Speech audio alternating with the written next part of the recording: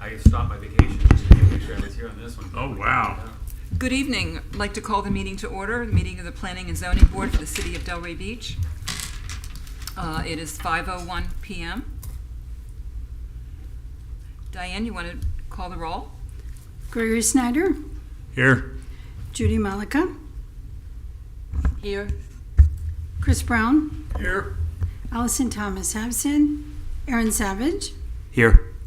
Morris Costarfin is absent, Christina Morrison. Here. Okay, approval of the agenda?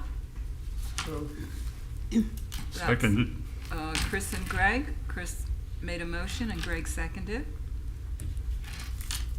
Gregory Snyder, Yes. Judy Malika, Yes. Chris Brown, Yes.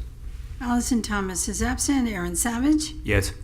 Morris Costarfin is absent, Christina Morrison. Yes. Okay, swearing in of the public. Tonight we don't have to, right? Yeah, there's only legislative items, so. Okay, so we're gonna That means nobody gets to talk. not, Well, you can still have comments from the public on non-agenda items, but it doesn't need to be under oath because it's just Oh, a okay. public comment, yep. okay. So any comments from the public? Would you like to tell us anything? No. No? Okay. Just here to observe? Ah, Okay. okay, thank you. Okay, presentations. We'll start with item number A with our esteemed leader.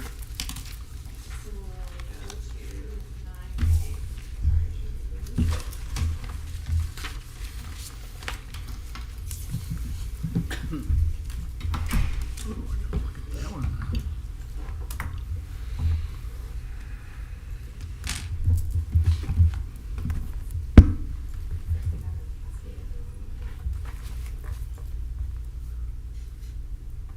Okay, so this is an item that you saw in February that is being brought back to you to show how some of the discussion was incorporated into the final amendment.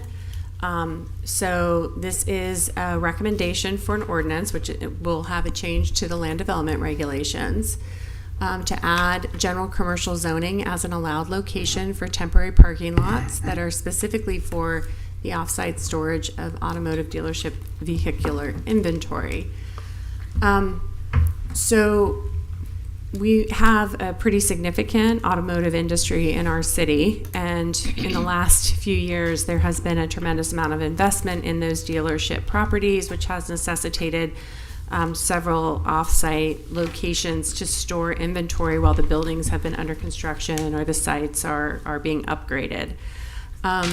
And as the city is booming, it has also been more and more difficult to find places to accommodate that inventory. The current code has pretty strict limitations on where temporary lots can be, and it anticipated them being, I think, more for things like special events and things like that. So we had a temporary lot. This is Linton. So if you're here, you know where the Five Guys is and the Starbucks. There's a second phase of that development that's actually already been approved, but in the interim time, this has been used for a temporary lot for the storage of vehicles. But it's not within the boundaries of the area, and under the previous way that it was done was through waivers, and it sort of came to the city attorney's attention. This was, in essence, a use waiver, and so we were not going to resume that practice. Therefore, we took the application and the discussion and the interpretation of my, my decision that use waivers were not legal to the City Commission for this specific request, and the Commission agreed that the interpretation of the code was correct, but to amend the locations where this type of use could be accommodated. And so that's the ordinance that you see before you. So we're going to try to find the legal way of accomplishing these temporary lots. The code sets out parameters that they can't be for more than a year, or, there's different time limits. There's a certain amount of limitations. You can't do sales from that location. You can't, you have to have lighting. It has to be safe. It has to be a non-dusting surface, but it stops short of requiring a full on, new facility on the site. So if we are expanding where those types of uses can be, then the issues are sort of what are the rules, and that's what came forward to those of you who were on the board in February. So it used to be, because these were parking facilities, it was specifically limited to the city engineer's review in the code. This has moved more to what we call the technical advisory committee's review, which gives all of the disciplines a chance to look at the proposal. Of course, we have a parking management advisory board, and their step is usually the only other reviewer. But if we've already decided the locations are appropriate, it's more of a technical review that's necessary. So the locations where temporary parking lots are currently allowed are in purple, and you can see that they are right in the heart of downtown. And this goes back to the intention at the time these were, put into the code. In my opinion, I suspect that they were really intended to support special events. I mean, we've changed a lot in the last 20, 30 years. So the new locations that would allow for these things are shown in red, and that's the GC zoning that would be available. So in February, the presentation with the board suggested that we should restrict the location to arterials, or to prohibit them from being on arterials where I think the concern is really that they're very prominent in those locations. And so is that really what we want to be looking at for a while? And then also to really look at the landscape requirements. If they're going to be there for a year or two and there's already a development approved, how can we look at that? Well, general commercial is shown in red, and it's almost all already on arterials. So that's not a restriction that we could really put in place while expanding the locations. But given the concern about how impactful are they, how do they look, then I think it turns to the other comment, which is the landscaping. What can we do for the landscaping? So here's the Starbucks and Tijuana Flats and the Five Guys, and this is the second phase of what's going to come in the back. So under the temporary parking requirements, you have to have a 2-foot high hedge or a 4-foot high fence as a minimum, and a continuous landscape buffer as a minimum. And so what the ordinance before you looks at is sort of what are the standard perimeter landscape requirements? Because keep in mind, like, all of this is going to be a temporary use. It's not even fully paved for those uses. So, it's not conducive to really expect a significant amount of landscaping in this area that is going to be redeveloped for something else. This is temporary. It's not supposed to last more than a year or two, and then it should go away. So looking at what those perimeter requirements are, and then what we've brought back to you, the modifications. And I'm sorry, this is me just grammar trying to cut words because I don't like non-specific pronouns. It's a little bit different than what's in your package, but would be that the following perimeter landscape buffer requirements would apply to temporary parking lots. So if it is not adjacent to a residential use, that it would be a minimum of 3 feet wide landscape strip with a minimum 2-foot high hedge and a 4-foot high opaque wall or opaque fence is required. And then a more significant screening would be required if it was adjacent to a residential use, which would be a 6-foot high opaque fence with a 4-foot high hedge is required. Additional landscaping may be required based on site-specific considerations. So, like, how impactful is this going to be next to residential uses? And then this was sort of the big idea that if a development plan is approved for the property where a temporary parking lot is proposed, I still think I can cut words, but we'll see. The approved perimeter landscape improvements must be provided. So the concept there is that if you were going to have to put in these shade trees every 30 feet, put them in the ground now, and let's get them growing. If you're going to use this for a temporary storage lot for 2 years, let's have the property owner, not necessarily the leasee who's doing it, but the property owner needs to put into effect a more, a perimeter that is the ultimate goal of that property, because trees take time to grow. They just do. So that is the change that is in the ordinance that we tried to take into consideration, the input from the board in February to now. So now sorry, it's hard to see. I almost took this out, then I put it back in, then I took it back out. So this is actually the ultimate build out of that piece that is behind the Tijuana Flats and the Starbucks. There's I believe it's an Audi that may be coming in. I'm not 100% sure, but so that's the pavement. This is the street, and you can see, all of the trees that are already kind of required for that buffer. So the idea is put them in now, even if you're using the site in the belly of it for something else, to at least do the part by the street now and along the edges. So when we do a text amendment, any action that this board takes is required to be compliant with the comprehensive plan. And in this case, we have different goals and objectives related to these automotive uses. One is that, recognizing that our automotive dealerships are what the city terms a legacy industry. So is tourism, for example, but we have a very significant automotive investment here that provides a wide range of jobs. And so, even though they can visually have some impact, they can have some impact in general, and we're careful where we put them. They are an important part of the city. So we want to be able to accommodate their growth and improvements. And then any change that we're doing to the LDRs is intended to streamline the process. And in my opinion, anything that provides clarity streamlines everything for everyone. You know what's expected. We know what to look for. I like measurements. Clear instruction helps everybody move faster. And so in this case, taking into that balance of aesthetics, of impact, and then also just very clear dimensions of what you would have to put around your edges is, as a minimum, is what's brought forward.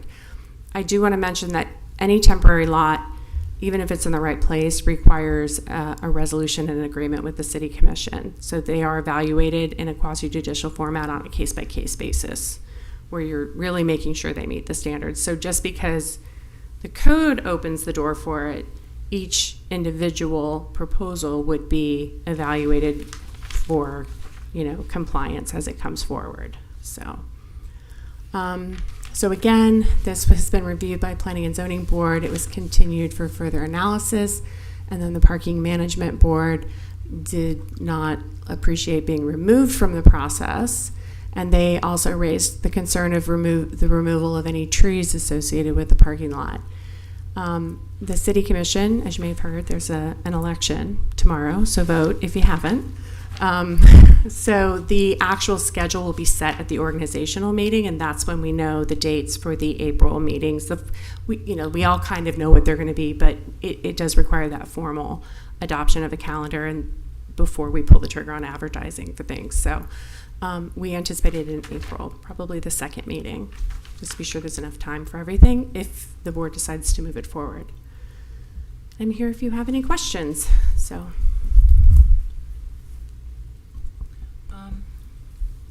Aaron, would you like to start? I'm fine. No questions. Jude? No questions. Chris? No questions. I always have questions. Yeah, I'm hoping We're giving that I'm you not an the hour. only one with questions. Now I get 5 minutes Keep me on on this one. my toes. I've read this so many times I'm confused. You talked about trees. Did I not see something about not removing trees greater than 4 inches in diameter or something like that? Yes. So. Or is that in the other one? Well, our tree preservation ordinance applies to every Okay. site. So the way that works, just so we're clear, is that you have to mitigate. I'm going to accept single family out of this conversation because there's legislative exemptions. So let's put single family aside. We can talk about that separately. If you are taking down a tree for your development, you have to replace the diameter breast height on the site, right? Or, yes. I found it. You found it. Okay. It's G at the end G. of section 3. To not cut them down. Trees of 4 inches or greater in diameter at 4.5 feet above the ground shall not be removed. Okay, that's Yes. good. That's what I wanted to make sure that was in there. As far as the landscaping, it talks in the staff report about 2.4.6 and 4.6.16. So basically, we're saying is the 4.6.16 is not going to apply. The specifics in the ordinance are going to apply. Right, so the ordinance is setting it up that this temporary screening, if you don't have something approved, is this. Okay, And then if you do have something approved, plant it now, and that goes back to 4616. but it comes to exactly what it says in the, okay, thank you. That's it. Yeah. Does that make sense? These dollars are proud of me. In the 3DA, Central Business District. Is this really realistic for for that area, the Central Business District, bounded by Swinton to the west, Intercoastal to the east, Second and Second? So keep in mind, these temporary lots are not necessarily for dealer storage. Right. They were for other things. So maybe those things are still possible. Does that refer to the lots that are now being used and they put in the parking fees that some owners have as private parking lots and they charge fees? No, these are temporary, meaning they're only a parking lot for a short period of time. So usually it would be something like construction parking. We're going to lease this out and everybody's going to park here while we build this building over here. Or a special event, which is what I think they started as. But as our downtown has filled up, there's less and less. We have the garage now and other things. And Mostly then west of Swinton now. in this case, the GC is only opened up not for those other uses, but just for the dealer storage if it's needed. You know, we went back and forth on whether it should just be temporary lots for whatever reason, but I mean, sort of the mindset of rein it in as tight as possible and then just let it loose once if you've been overly restricted, it's easier to loosen the reins than it is to kind of pull them back in if you've opened a door. So since this is a new area, we're just keeping it just for those legacy industries, and that's it. So, but the CBD, all of those are there now. But they don't have landscaping around them and stuff like that. They don't meet these new requirements, right? Right, if they're temporary, I don't think we have any temporary ones that are in play right now. Okay. We may be having some come forward. But again, they require an agreement, approval by the city commission. So when you look at the temporary, I know it sounds silly that there's circuses and carnivals and things, but it goes back to sort of the first table on who has the authority to approve certain things, and temporary lots is within the city commission's purview. So it's not something that's going to happen administratively, even with these changes.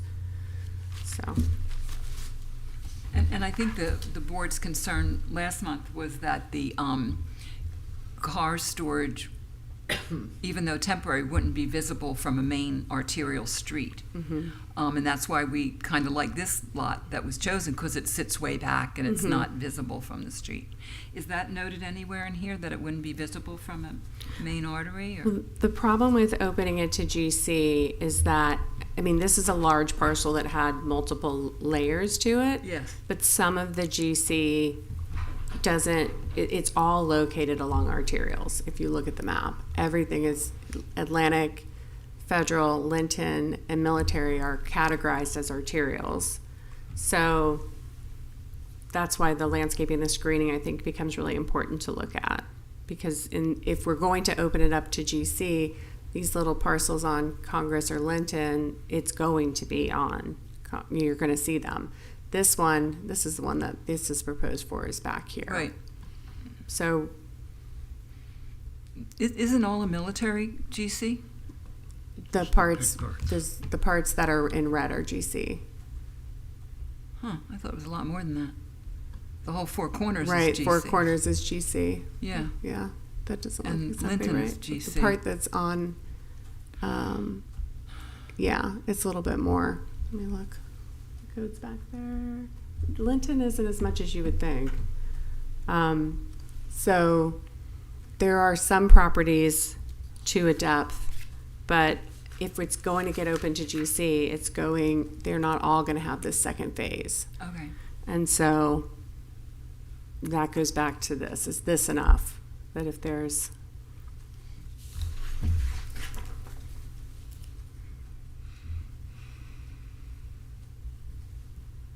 You want it to be enough, but you don't want it to be so prohibitive that it, But there's would be nowhere so to go. I mean, if expensive. we Yeah. could do it and then it limits it more, it's just, but this is going to redevelop and then this site is going to be off the table if Right. one of the dealers needs it. So it's a little, back and forth. Some of Linton is an SAD now. A lot of it is automotive commercial where you wouldn't necessarily need this provision to store on your Right. own site. So, I was thinking the Linton and military, particularly. There's a few corners there. Okay. Well, thank you very much. Okay. If there's nothing else, is there a motion? So moved. So No, we moved. have to read it. read Oh, no, I can read it. Greg, you do it. I'll read it. You read it. I got it here. Oh, Would you sorry. volunteer? Where are we? I move a recommendation of approval of ordinance number 12-24, amending LDR section 2.4.6E3 to add the general commercial zoning district as an allowable location for temporary parking lots for the off-site storage of automotive dealership vehicle inventory, finding that the amendment and approval thereof is consistent with the comprehensive plan and meets the applicable criteria set forth in the land development regulations. Is there a second? I'll second. Oh, Ooh, I Judy, beat you Judy, to it. I so Judy beat did him. it. Judy. Judy, you so beat him. Jeez. She's gonna Okay. practice. Shit, this is trouble. Diane, when you're ready? Gregory Snyder, Yes. Judy Malika, Yes. Chris Brown, Yes. Allison Thomas absent, Aaron Savage, Yes. Morris Costarfin absent, Christina Morrison. Yes. Okay, so 9B is written up for a motion, but if you want to make one, that's fine. But I think that we are going to have to get some input on this one. It's kind of got far-reaching consequences. So I want to go through everything because I have a feeling some of you are going to want to think on it and come back. So this is an amendment to section 4.3.h, which is our setbacks. Structures in the setback is the main issue. Now, it's easy to think that no structure should ever be in the setback, but let me explain all the many different things that exist outside of setbacks in development. So the City Commission on January 16th approved a zoning in progress to halt approvals of balconies that encroach into setbacks to allow staff time to develop applicable regulations. During the zoning in progress period, the city is deferring the acceptance and the processing of any balconies that are proposed beyond the setbacks.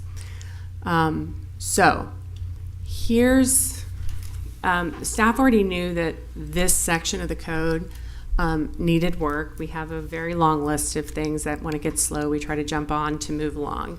And this one has been on the list for a while. So there's section 4.3.4.h5 lists all the different structures that are allowed in the setbacks. So here's the things that are in there right now. It says, the following structures are allowed in required setbacks pursuant to the stipulations contained herein.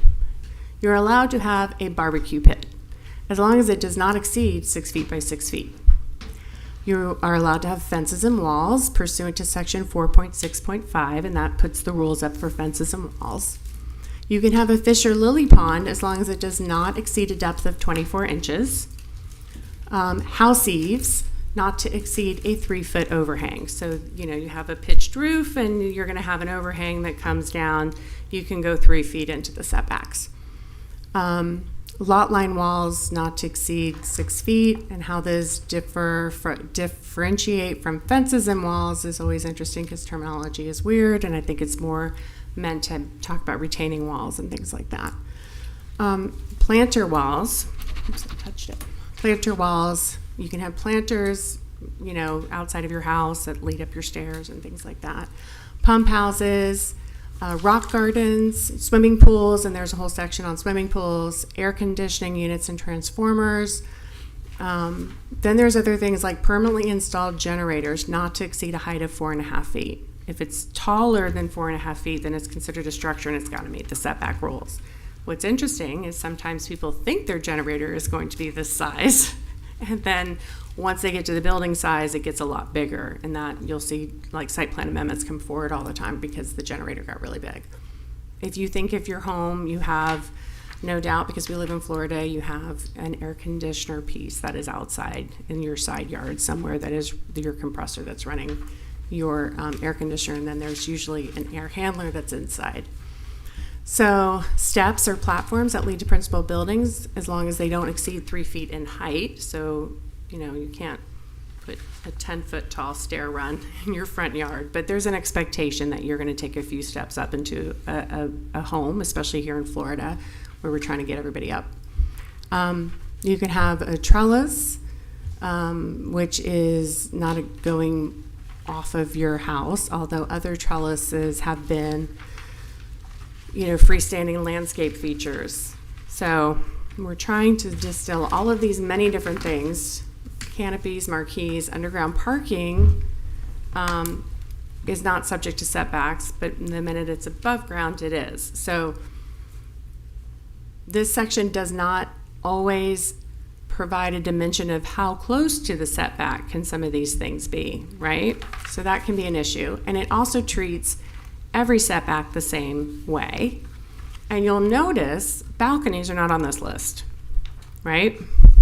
This list of all the things that can go in the setbacks does not include balconies.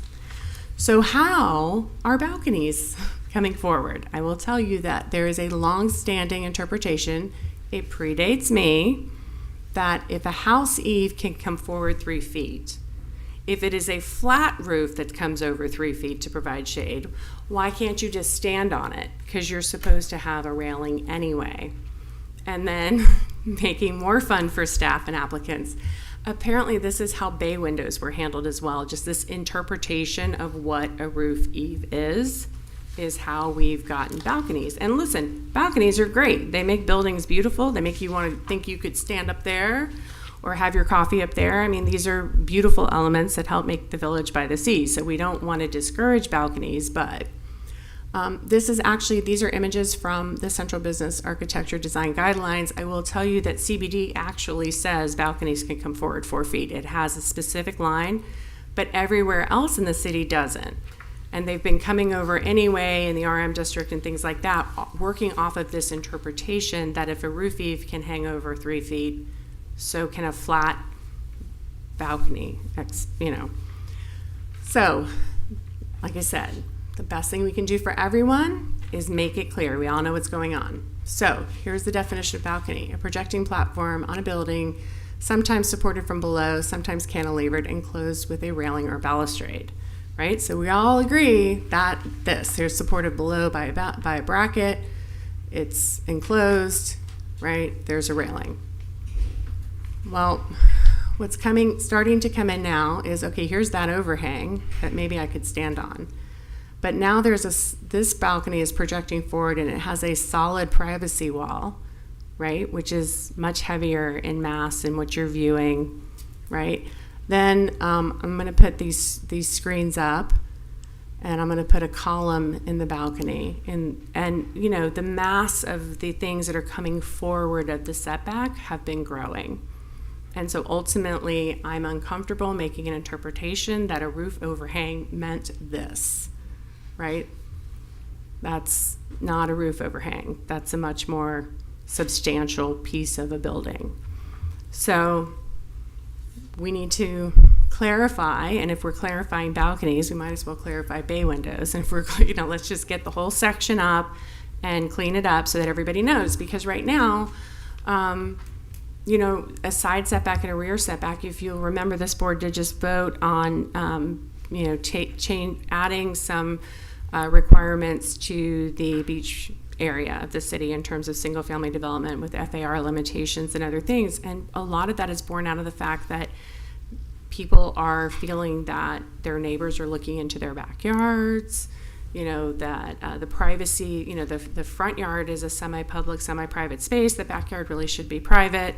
So if we're going to allow certain elements to encroach, maybe it's not the same amount for a rear setback as it is to a front setback, to a side, things like that. So the ordinance before you makes a table for each element, and it's saying it's this far in the front setback, it can't go into the interior sides, it can, whatever.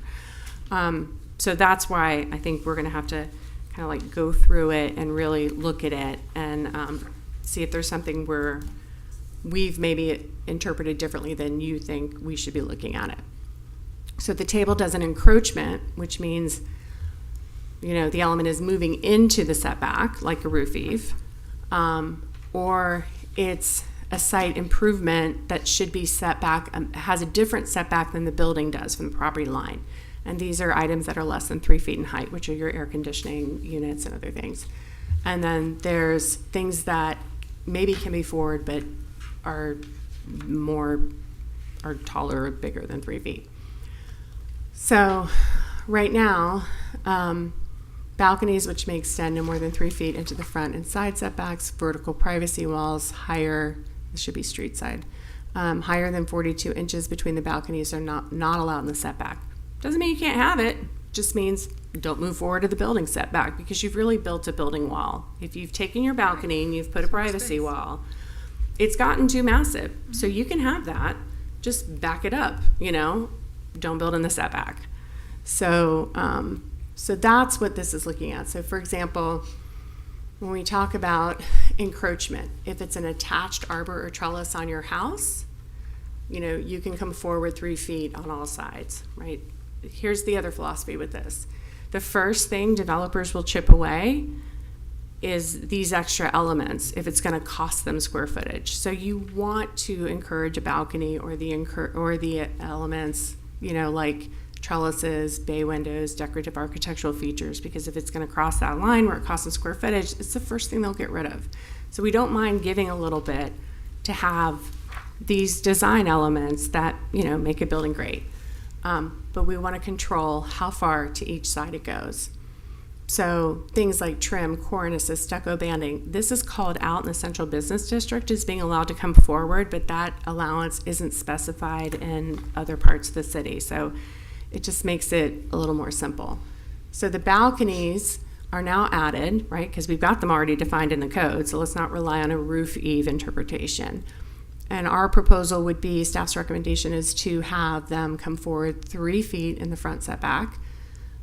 They can come forward 3 feet on the side street setback, but not go any closer than the minimum setbacks for side interiors and rear, because we have our residents with their privacy concerns. So those elements really shouldn't be happening. And then the additional limitations is that elements such as columns, privacy walls, louvers, screens, railings that are taller than 42 inches are not allowed in the required setback. So maybe your balcony is 5 feet deep. You're only going to go into the setback 3, and then your privacy wall needs to stay back by your building line. And that's our recommendation. There is a definition of bay window. Bay windows, we're also working off of that interpretation. And I had a developer years ago that was bringing the entire second floor forward and telling me it was a bay window. So it was like, no, you're just building outside of your setback. You have to back it up. So we need to define bay window. And so that's no more than 25% of the width of the interior space. And there's a definition that explains it's mostly fenestration. So again, here's your setback. Balcony can come forward 3 feet max, only these elements. Some of our zoning districts require the building setback at the upper stories, and if you want to stand up on those and have a roof terrace, great. Plant it too, make it great. And then again, if it's a flat roof, there's that standing on the eave thing or having it this. So we are trying to, like I said, just make it as clear as possible what's allowed, what's not allowed. People go through the review process faster. Everybody has a reasonable expectation of what they can build and also what's going to come in next door to them. So this is not, this is turning into too much stuff in the setback. So again, what's a bay window? We have a definition proposed in the ordinance. It's not the entire room coming forward. It's a window, not the entire room. Structures in the setbacks, awnings are allowed to come forward. It's Florida, it's hot. We want to shade, we want to have lower electric bills, all those things. This type of trellis, this freestanding trellis, is regulated in the landscape code, and you'll see it repeated as well in the ordinance. These types of things would be allowed. Improvements that are less than 3 feet in height. So the stairs that go into a building that are less than 3 feet in height. Once they start going more than that, then the setback the additional stairs go within the building setback. This is becoming more and more of an issue in the areas that have FEMA flood zone ratings that require them to be picked up 6 feet or 8 feet, and they're trying to terrace and break it down to get to the new heights that are required by FEMA. This one I think is interesting. I kind of want everyone's opinion on this because it said before you could have a barbecue pit, and somehow that turned into outdoor kitchens, and then, we think there should be some form of setback. Or are you building it out of your wall in the brick? Have I not watched enough HGTV? I don't know. So you're going to see you have all of the breakdown of how far we think these things should set in, and we can go from there. Again, swimming pools has a whole section that's been a little bit amended just to be consistent. I know there was a definition suggesting adding regulatory language to the definition. I actually don't agree in putting regulatory language. We're talking about a thing. We can put the limitations in the code. So I know your draft before you has a little bit more here. Bay window is a whole new definition, which says that it's an angular or curved feature that projects outward from an exterior wall and predominantly comprised of fenestration. So, and then we've put the limit that 25% of the room that the bay window's in. We didn't have a height limit on it, so I guess I have to think of the worst case somebody could do with the height. So, porches were added, and then I think in the list, and then we were taking them out again. Allowing a little bit of a porch to come forward might be the difference between a developer building a 3 foot wide or 4 foot wide porch and a 6 foot wide porch. That could be a little bit more interesting as an element, but again, then you run the risk of them enclosing it in the future, and all of a sudden the building isn't consistent with the setback. So, we've gone back and forth on the porches internally. So that's something else I think it would be interesting to hear any input from the board. So again, we're trying to update the plans, streamline, make things clear, review the descriptions of things, and try to provide consistent terminology. So it's just every time we're asked to fix balconies, it's the code. The code just needs so much updating that you get into one section, you kind of have to pick it all up at the same time. So the commission's particularly interested in balconies, but we moved all of the things in this list into a table. And so I'm not going to ask you to vote on this tonight, but if you want to provide any input or reaction to the way we're breaking it down, since it's all new, that would be helpful. So that concludes it. I'm here for questions. Okay, who wants to start? Chris. Madam Director, I always think that when you legislate architecture, Talk to Mr. Brown, can you microphone. get closer to the mic? I always think when you legislate architecture, you always have to ask the question, could Addison Meisner be able to get through this code? Could some of the great architects? So you always have to keep that in mind.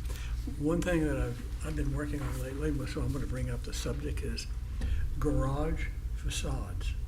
So if you go down to the Museum District in Miami on 40th Street, across the street from the Contemporary Art Museum, there's a fantastic garage, and they have welded automobiles onto the facade of the garage. Have you seen it? No. Oh, I'll send you a picture. I'll send you a picture. And then you go to the City View garage, which is right on the edge of the Interstate 395, and they have this metal frieze. It's the most gorgeous frieze. It's multicolored, and I think you ought to allow for garages to be able to have friezes. It's an architectural tradition, and not limit it to necessarily 6 inches. Maybe you could be a little more liberal. I'll send you pictures of a couple of garages. But I would allow the architects to have some kind of freedom, because friezes on garages and on buildings are really part of the architecture, not part of the building. You're not creating new space. When you're trying to limit how balconies have expanded into actual rooms, I mean, that's what's, they've gone past the limit. And then you get a much more larger mass of building, and that's what you're trying to avoid. You're trying to keep the lighter building look. So anyway, that's my comment. I'm going to send you pictures. That would be very helpful. That would be helpful, because maybe there should be a provision for art in general that's mounted onto buildings to come forward more with approval by the art board or There's a whole something. new revolution going on with garage friezes. Okay. Facade skins. It's pretty exciting. And you basically, as a developer or as even the city of Orlando, did an amazing garage in downtown Orlando, and they did these beautiful murals. And you can't get away with the crappy little precast garage anymore in a downtown. You can't get away with it. Nobody wants to drive in them. I actually have a question, is that okay? Sure. So, currently you're approving balconies based on the roof eave, correct? When the commission passed the zoning in progress, we're not approving any balconies that are in the setback at all Okay. until we sort this out. I just But, wondered yeah. about the sides that you Mhm. are prohibiting based on being within that setback. Were they approved before this or no? So The sides of the balconies. I think that it also depends on what side of the invisible line it's on, because Mhm. some people can project forward and then they have more of that behind it. So you really have to start looking at, if the planners are always checking where the setback line is compared to the property line, compared to where this is. So sometimes they'll take a portion of an element forward and then more of it, and that's fine. That's great.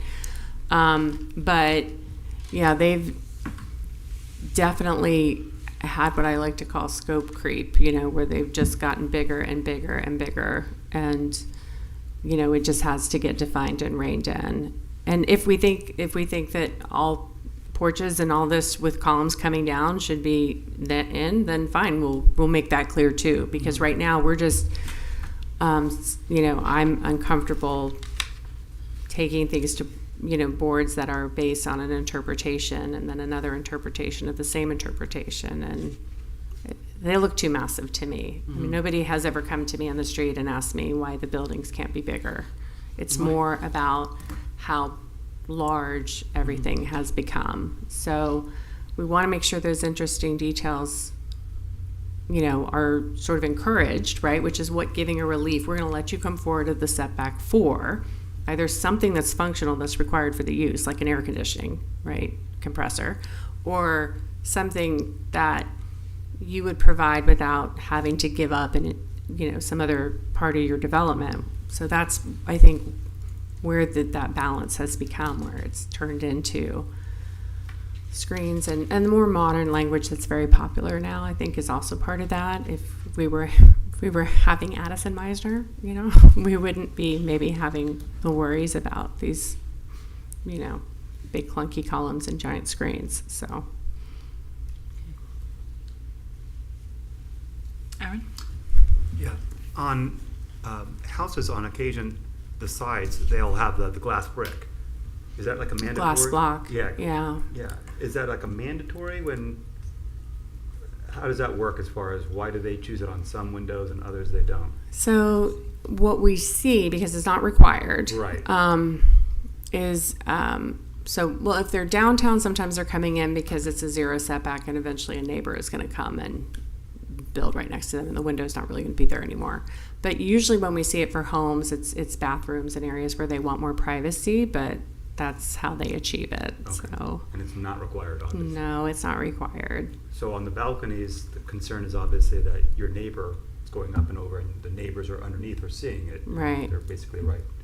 But there's a window there just the same, so it, Right. There's a window, but then you're walking out. Are you getting that much closer to your neighbor? So, the attached elements right now in the initial draft, porches were allowed to go 3 feet back. And, well, what if the porch is a 2-story porch? Is that Right. porch still allowed to go forward? So we need to figure some of those things out as we sort it, I don't know. Greg? thank you. Yeah, a couple of things. Excuse me. On the picture, the diagram you have where it has the 3rd floor has a different setback. There you go, on the left side. It's me, but I'm a little bit confused by the rooftop terrace. So, and I think what I got was, because it's allowed to be a roof, you're allowed to walk on it, so therefore they're allowed to go out to the edge of the 2nd floor setback?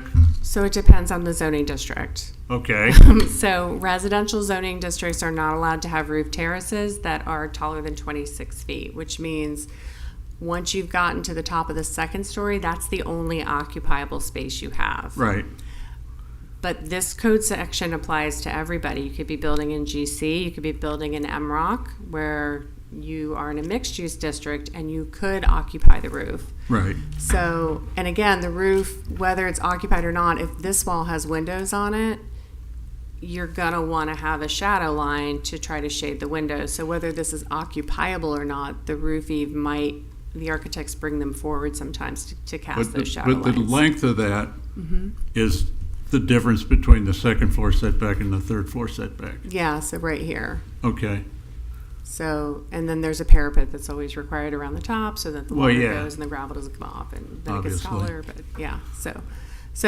I understand what you're saying. It's just a question of which zoning district is it. So Yeah, if you're that's in a fine. residential, no. If you're, or OSHAD, you can't be on the 3rd floor in OSHAD either. But if you are in a mixed-use district, then maybe. Downtown, definitely. 'Cause Sure. they have separate rooftop uses okay. adopted.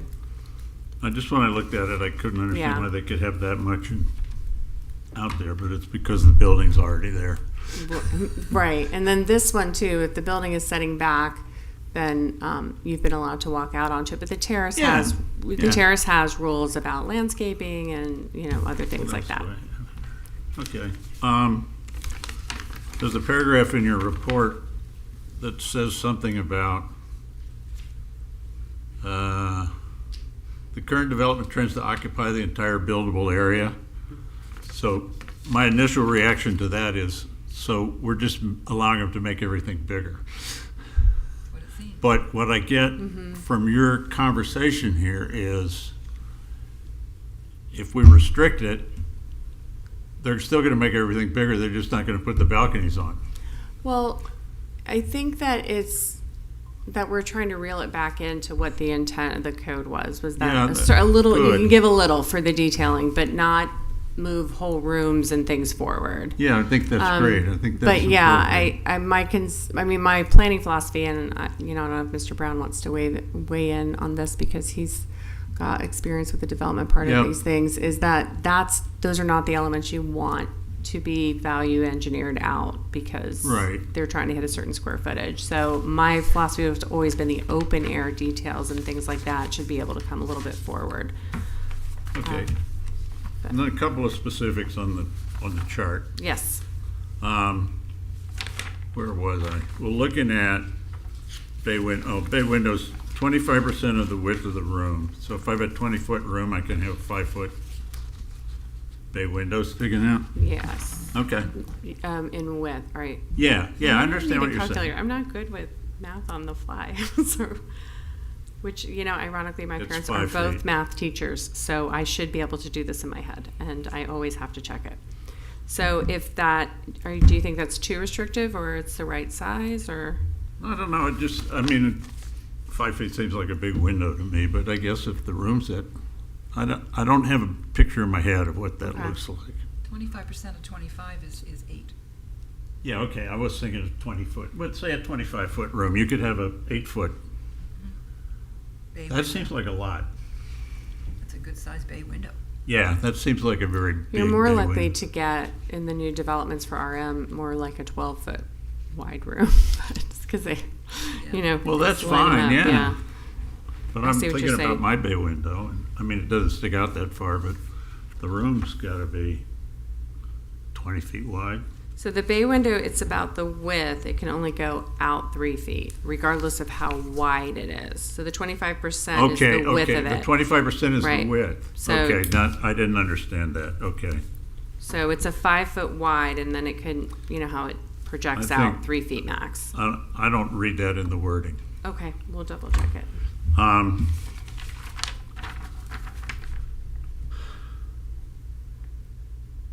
Yeah, what was I looking at? Not projection. The air conditioning units and transformers and pump houses can be built right up to the property line on the front and side streets. So I don't think that's a good idea either. No, I don't think 0 feet on So- those frontages is Right. where you want your pump house or your air conditioning unit. Right. I mean, I'd be more inclined to put it on the side interior than on it, Right. or rear than on the front or the side street. So I want to go by, and I would recommend, you know, putting this in your head. So when we come back next month, you've looked at some of these elements, right? If you look at, I'm trying to think, it's not, it might be Mallory, but there's another townhouse development downtown where they have to be in the front because there's nothing in the back except a driveway. So sometimes I was like, well, maybe I'm being too particular.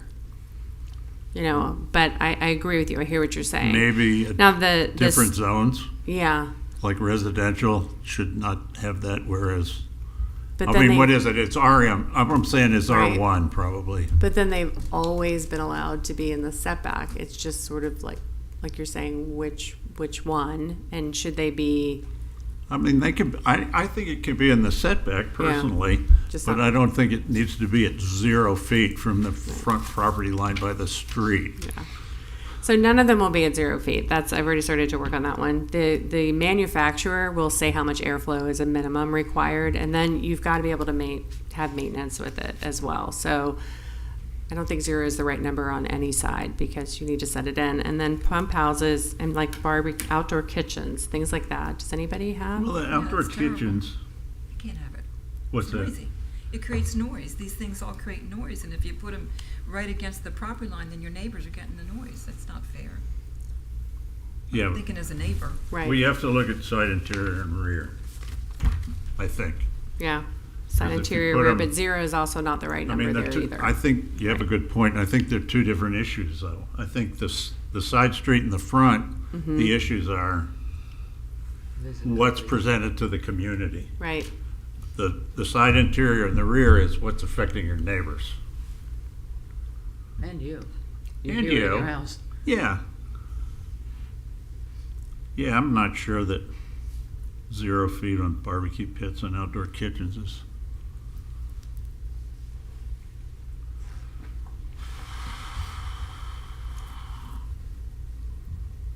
Huh. Probably. I'm trying to think if I want my neighbor to build one right on the lot line. Trying to find a picture. Yeah. No, you don't. No, you I don't, exactly. I'm telling you, you No, don't. I It would- should be against the I'm house, thinking where I live. just so like- you know. like I Yeah. would Never. So, yeah, I think That's an encroachment. a 0 foot setbacks are Okay.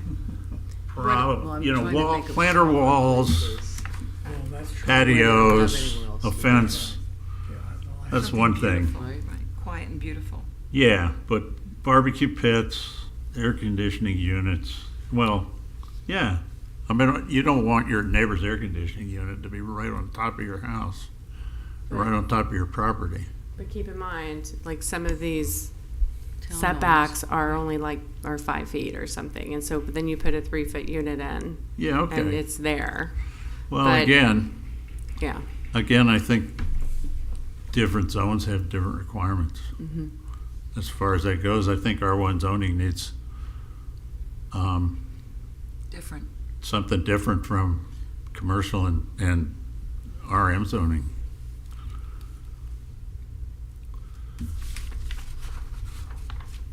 Other than that, I think it's a really good idea.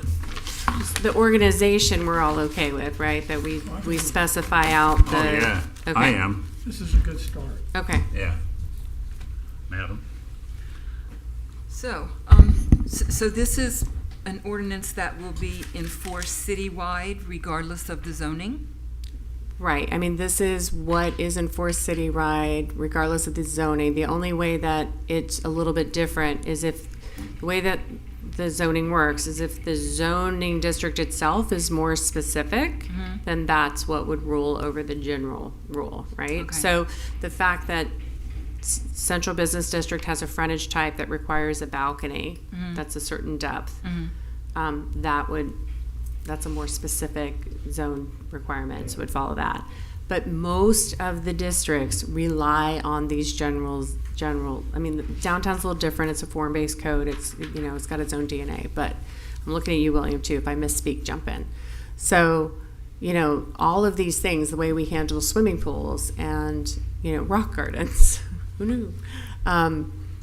You know, this is, it all defaults here, whether it's RM zoning or, you know, another type of zoning. That's part of how we're guiding it, unless it's more specific in the base zone. Okay. And most of these really accessory type uses are not, and there's other things too, like we don't have ramps in here for handicap ramps. That has been an interpretation of steps, that the ramp needs to be able to connect the front door, you know, to the sidewalk. And a ramp which has a 1 to 12 run, you know, you need a lot more length. And of course, we're going to be consistent with ADA accessibility, but the code hasn't really acknowledged that. So those types of uses we're putting in as well. Yeah, I was just thinking maybe there's a little bit of an overreach if we're treating a home in Sherwood Forest where they're a third to half acre lots, the same as we're treating a townhome community that are a 0 lot line. I don't know if that jives. Well, keep in mind that your air conditioning compressor really wants to be close to your house to send everything in. So if you have a 10-foot setback, it's not going to be as close to your neighbor. But I'm pump, thinking about 5 foot. Aren't there a lot of 5-foot setbacks? well, I live in a house that has a 5-foot setback, so it's a 5 and a 10, which adds up to 15. Here we say 7.5, 7.5, Okay. which sounds great because it assumes you have a 60-foot wide lot, and most of the entire eastern community has 50-foot wide lots. So, you know, we're trying to do an analysis of studying whether the setbacks are right based on the lot size. So once that's done, it's possible then the encroachments have to change too. Or that maybe there's a limitation that states that not just that it requires screening, but then also that it has to be positioned as close to the house as possible. Right. Might be some way to add for some of these. And again, the pump houses, I mean, those I think are related to pools, so they should be where the pool's allowed. We don't put pools in the front yard or the front setback if we can. So it's where I think that has to be looked at too. Is there So any- in the ordinance, the whole delineation of them in H4 is going to disappear and be replaced by this chart? Yes, Okay. because right now it doesn't tell you how far from the, it just says it can be there wherever, Right. which also seems Yeah. a little Liberal. loosey-goosey. Yeah. Yeah. I think that most of my concerns have to do with, as I said earlier, things that would be noisy or, you know, infringe on your neighbor's rights. So Okay. an air conditioner, So we'll a look at it with outdoor that. barbecue where you're going to be cooking and smells and have some conversation thing. If that's against the property line, it's going to be impacting your neighbor, and that's, I don't know if that's fair. I don't think that's fair. Okay. Pump houses should be near the pool, but closer to the house than the property line. 0, I think, Right. is a bit impactful. Because they do create a certain amount of noise.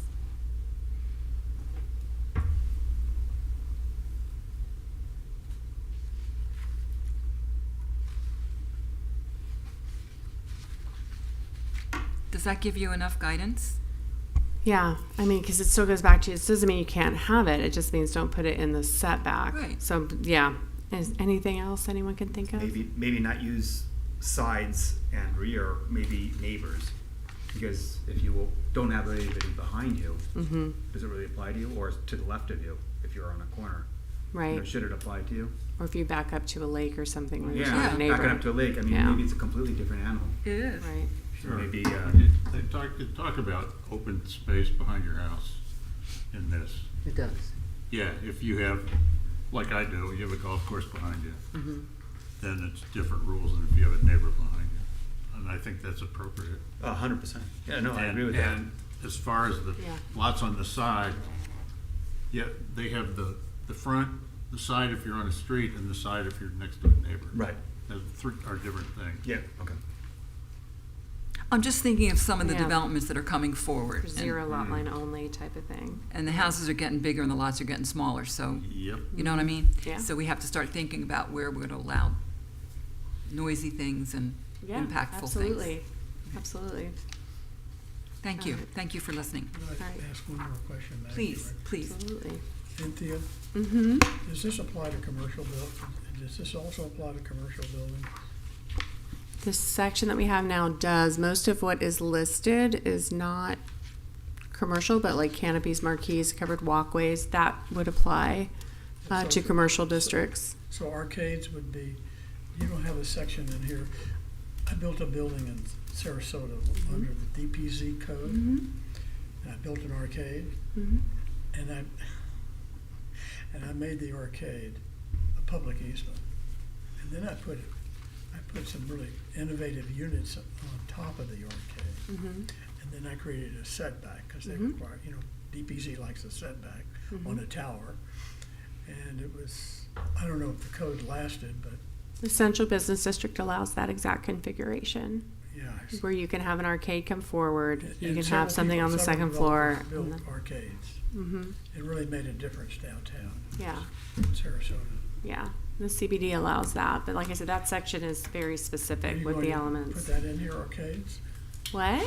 Are you going to have arcades in here? They're already in there Oh, for they are, downtown. sorry. Yes, they're in there for downtown. I'm sorry for not. No, it's okay, because downtown doesn't rely on this list for the elements, so Okay. we have that. We have people taking them off and other people building them. So, it's, And doesn't a wall, you showed an example of a wall being built on the outside of a balcony. So doesn't that delineate a room? A wall delineates a room, not an Well, outside space? right, Isn't and that this like one stretching it? this one got told no, and then there was a push that, wasn't interpreting the code right, and that's what the commission said, no, we need to write this all down now. So See, that's these a are room to screens, me. though, it's open air, and I think people tend to view something that's not air conditioned as being, not part of the structure, but that's not true, depending on how massive it is. So that's why, we're trying to figure out everything from arbors and trellises that are attached, and then there's the freestanding ones that the landscape code allows. But, honestly, those are the elements, that are quite beautiful. There's a house that's been renovated next, where Dada is, then it goes to Space of Mind. Yeah, There's yeah. a house facing Swinton that's been out renovated. It looks beautiful, and it has a wood arbor over the parking, which is in the setback. It's not in the setback. They've clearly set it back, but it's quite lovely, and nobody would complain about an element like that being incorporated. But then, you get an inch and you take a mile and bring the whole building forward. That's not a window. That's the structure has come forward here. And as the balcony is glassed in and enclosed totally, it's no longer a balcony, is it? It's Correct. It has to be open a air. room. It's a platform with a railing. So once anything more than that, it has to meet setbacks. Some elements are easier than others. I suspect that some of this was probably a porch at one point in this building's history, right? And it's been enclosed over time. So things like carports or anything that you're allowing to come forward, once it gets enclosed, it's an issue, which is why we've had the debate on porches, because it's too easy to enclose them sometimes. Not that there's anything wrong with this particular building. It's a lovely building, and I'm not even sure if it's in our city, but anyway. But that is something you have to think about. This is down the street from where I live. I know this is in West Palm, which is funny because I don't think I put these in here. But again, these planters and these types of things are being used a lot to absorb those required elevation grade changes that are happening too, where you've got to figure out how to lift your building up 5 feet, right? So you terrace a little bit here and then a few more steps when you get closer to the building, things like that to try to sculpt it. So we want to allow that, but more than 3 feet at a time, we'll have to figure something else out. And are we addressing ancillary buildings at all? The cottages, the things that have over the years turned from an unattached garage into an apartment or a living structure? Is that addressed elsewhere? Yes, we did the accessory structures amendment. I want to say, I don't remember if it was in a gap where you weren't here, but that got looked at and refined like 2 years ago. And this doesn't affect that, right? No, These changes these are more just these building elements and what's an attached element, what's a sort Detached. of or required, thing to make the building function, like the ACs, things like that. But this one is interesting, right? Like a barbecue pit you dig into the ground still should have a setback because, like you said, there isn't one in the code now, so we're just trying to figure those things out. Looking at that picture, there's a difference between putting that outdoor kitchen close to the lot line with a big hedge and putting it close to the lot line without a big hedge. Yeah. I Good don't know how fences, you good address- neighbors. I don't know how you address that, but Good I think it's fences. significant. All right. And swimming pools. All right. So you don't have to vote on this tonight. I figured you wouldn't, but I wanted to make it clear this one's going to come back to you. But since we did call the item, if Okay. you're done with your discussion, just a Thank you. motion to continue with direction, please. Thank you, Is there a Alia. motion Motion to continue with direction? with direction. Second motion. Okay. Thank you all. I don't know why this isn't wanting to work. Okay. You gotta read Diane will do the roll. You gotta do the roll call. Sorry.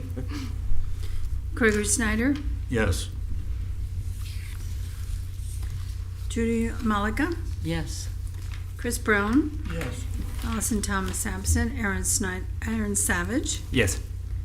Morris Christopherson absent, Christina Morrison. Yes. Okay, so I don't have any reports or comments at this point. We have your next 2 meetings are on the board, so mark your calendar and keep an eye out for an email to your city email letting you know the agenda is posted. If you subscribe to the website with your personal email and say you're interested in planning board, you'll get that automatic prompt that goes out as well, which is a great reminder. I can't hear you. What? So the upcoming meetings are on the boards. We'll usually send a note that the agenda is posted to your city email. And just so you remember the meetings, sometimes a good trick is if you're on a board, you can subscribe with your personal email to the city's notifications, and then you'll get a blast there that says, hey, the planning board agenda has just been posted. And then you'll be like, I should check my city email. So just a trick to make sure that you see us apparently on tax day and then on May 20th. So. I have a question. Is it possible to get that on this so we don't have to do that? Thank you, Judy. No, I agree. Those Yeah, seats are we're going hard. next- I think IT is left, but Diane or staff, somebody could reach out to IT and find out. Yeah. We can ask. Maybe a monitor up there just the same. No, I couldn't see that far, but I mean, I can do it. Just Right. saying it would be really easy to have it here. I'll have to ask. Anyone Anyone else? I'm concerned about Morris. Does he not, have we not heard from him at all? Is he okay? We don't get replies from people that they're attending or not. Because he's missed 2 meetings in a row. Someone said the rule is 3 meetings in a year. It used to be 2 meetings in a row for some boards. 3 So, in a row. Yeah, it's 3 consecutive. Thank you. Or 30% of the last meetings in the 12 preceding months. So Is that'd there a be concern we haven't heard from? 4 in a year. Yeah. So anything exciting coming forward that you know of, Anthea, that we can look forward to? Like this ordinance? Your birthday. No, I said this ordinance is going to come back to you. That's very course. exciting. Okay. No, I can't think of anything off the top of my head. Okay, great. About Is there a you, motion to Mr. adjourn? Attorney? Anyone into this? No, ma'am. Chair, you have the power to adjourn if you're finished. So adjourned. Thank you, Mr. Attorney. Good job. 6:20.